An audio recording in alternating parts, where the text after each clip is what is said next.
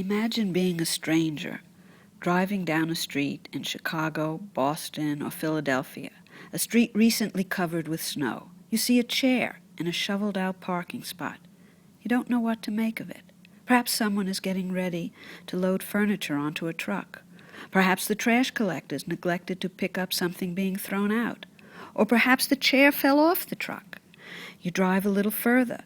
You see another chair in a similarly shoveled-out spot. As you drive even further, you see milk crates and tables and dead plants. What was uninterpretable as a single item, by repetition and accumulation, starts to make sense. The objects are holding parking places. You imagine that the person who shoveled out the spot is reserving it, but you don't really know. Without locating this action within a web of signs and significations, the chairs and objects are meaningless. They communicate neither motivation nor function. Yet, for residents of the city, the behavior is not at all meaningless, because placing objects in shoveled-out parking spots invokes familiar associations of language, of history, and of law. The placeholders communicate a property claim. This spot is mine, at least for as long as the object sits in it. As a property claim, the object references, knowingly or not, Locke's labor theory of property. Every man has property in his own person, Locke said. This nobody has a right to but himself.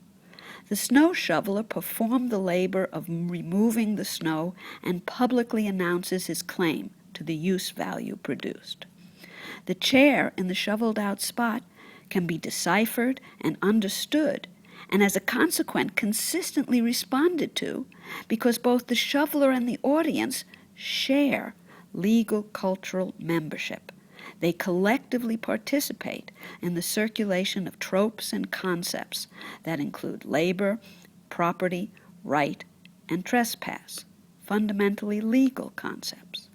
Now, of course, the snow shoveler and the drivers seeking parking spots may disagree that labor justifies a monopoly use, however temporary, of a public street. Nonetheless, that disagreement is engaged within those very same legal terms of property and right.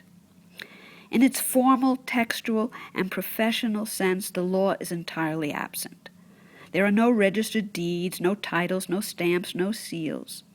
Yet legality is certainly present, organizing relationships on these snowy city streets.